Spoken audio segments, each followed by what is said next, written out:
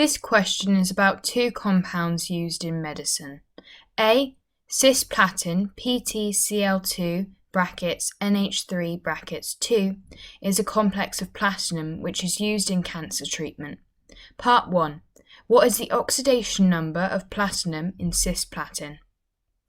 In cisplatin, we have platinum, and we're trying to work out the oxidation number of platinum. We have chlorine, but we have two chlorines, and we have ammonia, or NH3, and we have two ammonias. Then, if we work out the oxidation numbers, in chlorine has a -1 oxidation number, and there are two in cisplatin. So we need to multiply this by 2, and we get -2 for the oxidation number of chlorine in cisplatin. Ammonia is a neutral compound and therefore would have an overall oxidation state of 0. And there are two, so we multiply 0 by 2 and we get 0. In any compound, we need to have an overall oxidation number of 0. So far we have -2 and 0, which means that the oxidation number of platinum must be +2, which is what we write on our answer line. To get the mark for this question, you need to write +2 in the answer line. Part 2. Cisplatin is prepared in a ligand substitution reaction which takes place in multiple steps. The equation for the final step forming cisplatin is shown below. In the box, outline the mechanism for the formation of cisplatin from PtCl3 NH3-. Use curly arrows and lone pairs where appropriate.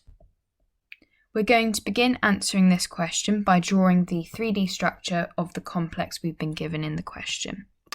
When you're given a 3D structure as a product or reactant, it's really important when finishing the mechanism that you draw it in the same way.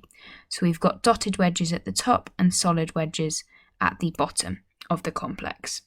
So then we would have 3 chlorines across the complex and an NH3 or ammonia, making sure that the nitrogen of the ammonia bonds to the platinum. We finish by drawing square brackets around our complex. Now our complex is going to react with NH3 or ammonia, and there's going to be a lone pair on the nitrogen. The centre of this lone pair, we are going to draw a curly arrow to the platinum and a curly arrow from the platinum-chlorine bond to the chlorine. We do this because that means we're going to form the platinum-ammonia bond, as shown in our product, and the Cl-, which is our second product. To get the 2 marks for this question, you get a mark for your curly arrow from the lone pair on the NH3 or ammonia to the platinum, and your second mark for the curly arrow from any platinum-chlorine bond in the complex. I've chosen to do the bottom left because that is where our next ammonia or NH3 is going to be added to the complex, so therefore it's easier to check when looking back at your answers. Part B. Paracetamol is a solid organic compound used in tablets as a painkiller. Part 1. Name the functional groups present in paracetamol. For any question where you're asked to name functional groups, using colours is really important and helpful to identify the different functional groups. If we identify our first functional group on paracetamol, we have a phenol group. A way to identify a phenol group is a benzene ring with an alcohol group attached. Then, using a different colour, we can identify our second functional group, and that is the NH here bonded to our carbonyl. A carbonyl group is a C double bonded to an oxygen. And this functional group is known as an amide functional group. To get the 2 marks for this question, you get your first mark for saying phenol and your second mark for saying amide. Part 2. A chemist prepares a pure solid sample of paracetamol from 4-nitrophenol in 2 stages. Describe a 2-stage synthesis of 5.00 grams of pure paracetamol from 4-nitrophenol. The overall percentage yield of paracetamol from 4-nitrophenol is 40.0%. In your answer, include the mass of 4-nitrophenol required, the reagents and intermediate, and details of the purification of paracetamol. To begin, we're going to work out the mass of 4-nitrophenol required. In order to do this, we need to work out the moles of paracetamol. We work out moles using an equation triangle, which I'll draw now. The equation triangle has mass at the top, and if it's at the top, it means it's going to be divided by whatever's on the bottom. On the bottom, we have moles times relative formula mass. So what this equation triangle means is that moles times relative formula mass equals mass, or mass divided by moles equals relative formula mass, and so on. So if we're working out the moles of paracetamol, we need the mass and the relative formula mass. We're given the mass in the question, 5 grams. So we would have 5 divided by the relative formula mass. Next, we're going to work out the relative formula mass by counting the number of carbons first.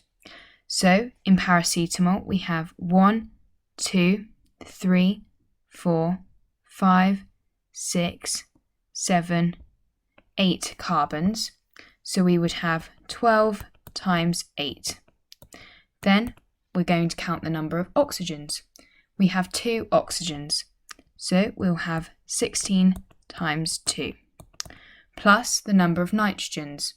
This is 1 nitrogen, so we would have 14. And then we're going to work out the number of hydrogens. Hydrogens are always the trickiest part when working out the relative formula mass because they're easier to forget. But if we start on the benzene ring of paracetamol, we have 1, 2, 3, 4, 5 with the 1 in the OH, 6, and then plus 3, which is 9. And that means that our relative formula mass is 151. So 5 divided by 151 is equal to 0.0331 moles. Next, we need to work out the moles of 4-nitrophenol, and that would be taking the moles 0.0331 and multiplying them by 100 over 40. I'm doing this because we're told in the question that we have a 40% percentage yield. That gives us the number of moles of 4-nitrophenol as 0.0828 moles. But we want the mass, so using our equation triangle, we need the moles times the relative formula mass. So that would be 0.0828 multiplied by the relative formula mass, which I'll now work out. So again, counting the number of carbons. We have 1, 2, 3, 4, 5, 6 carbons. So we would have 12 times 6. Plus the number of oxygens. We have 3 oxygens. So we have 16 times 3. Plus the number of nitrogens. Well, that's 1 nitrogen again, so that's plus 14. And then the number of hydrogens.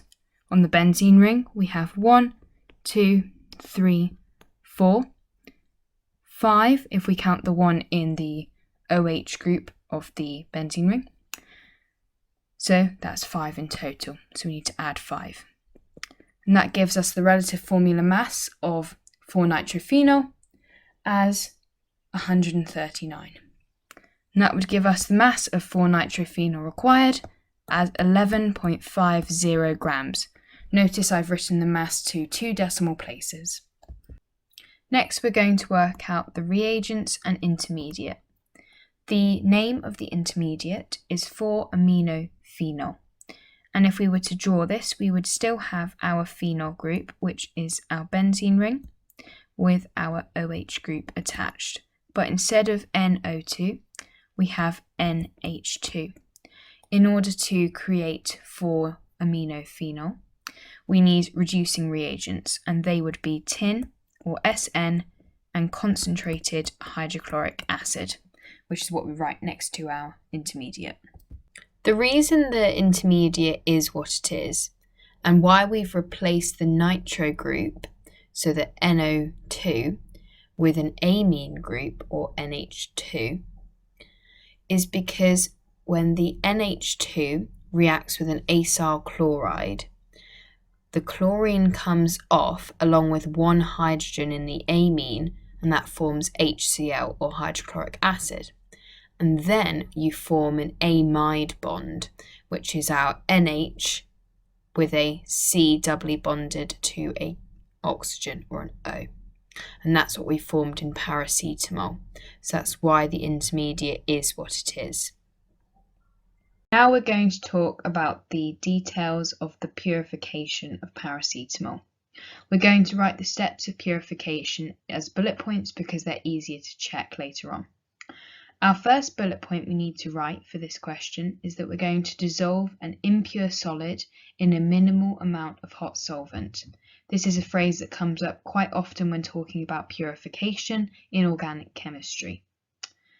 Then we're going to write our second bullet point, and our second bullet point is that we need to cool the solution and filter the solid.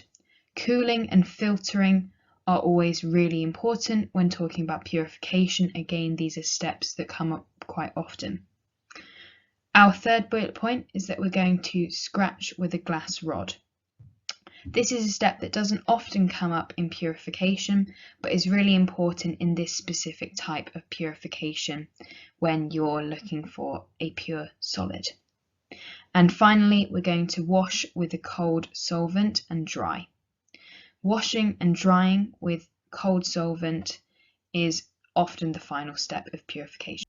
To get the 6 marks for this question, you have to have the correct calculation of the mass of 4-nitrophenol, correctly identify the reagents and intermediate, and have a detailed description of most of the purification steps.